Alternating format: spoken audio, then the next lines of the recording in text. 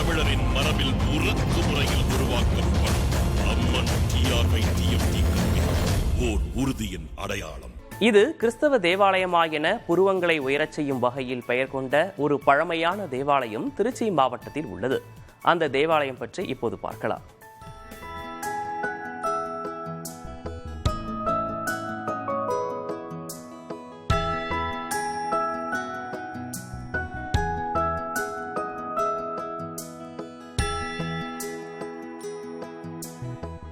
திருச்சி மாவட்டம் ஆவூரில் அமைந்துள்ளது ஆவூர் பெரியநாயகி அம்மன் ஆலயம். இயேசு சபையை சேர்ந்த வெனான்சியஸ் புட்சே என்ற சஞ்சீவிநாதர் என்பவரால் 1697ஆம் ஆண்டில் ஒரு சிற்றாலயமாக கட்டப்பட்டது. இந்த தேவாலயம் 1716ஆம் ஆண்டிலும் பின்னர் 1747ஆம் ஆண்டிலும் படையெடுப்புகளின் போது தரைமட்டமாக்கப்பட்டது. 1747ஆம் ஆண்டிலேயே புதிய தேவாலயத்திற்கு அடிக்கல் நாட்டப்பட்டது. சிலுவை வடிவில் வடிவமைக்கப்பட்ட ஆலயம் கட்டி முடிக்கப்பட்டு 1750ஆம் ஆண்டு விண்ணேற்பு அன்னைக்கு அர்ப்பணம் செய்யப்பட்டது. அது ஒரு பழம்பெரும் பங்கு. ஏறக்குறைய 340 ஆண்டுகளுக்கு முன்பாக அது பங்காக உருவானது. 1683 அது பங்காக உருவாச்சு. அதற்கு பிற்பாடு நிறைய பங்கு தந்தையர்கள் வந்தார்கள்.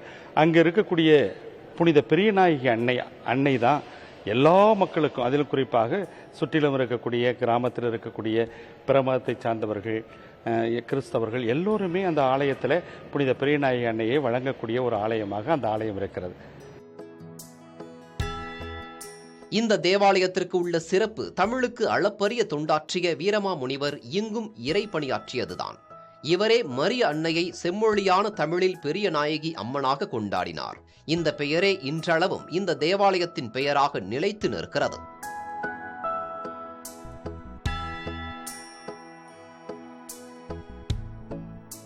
இங்குள்ள மரிய அன்னையை நெற்றியில் பொட்டுடன் சேலை உடுத்தி இருப்பதை காண முடியும். இத்தாலியில் பிறந்து பாதிரியாரான ஜோசப் கான்ஸ்டன்டைன் பெஸ்கிதான் தமிழ் மீது கொண்ட பற்றால் வீரமாமுனிவர் என பெயரை மாற்றிக்கொண்டவர். இவர் தமிழுக்கு ஆற்றிய சேவை அளப்பரியது. தமிழில் முதல் அகராதியை உருவாக்கியது முதல் எழுத்து சீர்திருத்தத்தை செயல்படுத்தியவர் வீரமாமுனிவர். தேம்பாவணி காப்பியம் உள்ளிட்ட நூல்களை எழுதியுள்ள வீரமாமுனிவர் திருக்குறளையும் மொழிபெயர்த்துள்ளார்.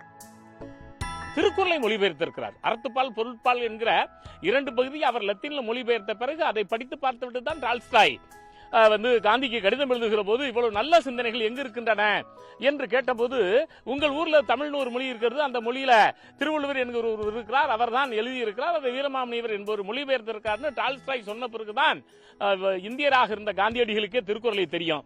அந்த அளவு திருக்குறளை ஐரோப்பியர்களுக்கு அறிமுகப்படுத்தியவர். அதனாலேதான் அவருடைய புகழ் மிகப்பெரிய அளவில் இன்றைக்கு பேசப்படுகிறது. வீரமாமுனிவர் சூட்டிய பெரிய நாயகி அம்மன் ஆலயம் என்ற பெயரே இன்றளவும் ஆவூரில் வீற்றிருக்கும் மரியன்னைக்கு வழங்கும் பெயராக நிலைத்துள்ளது. என்றென்றும் வீரமாமுனிவரின் தமிழ் சேவைக்கு சான்றாக இந்த தேவாலயம் இருக்கும். புதிய தலைமுறைக்காக திருச்சியிலிருந்து செய்தியாளர் லெனின். நம் வீர தமிழரின் மரபில் உருக்கு முறையில் உருவாக்கப்படும் அம்மன் TRY-TFT ஓர் உறுதியின் அடையாளம்.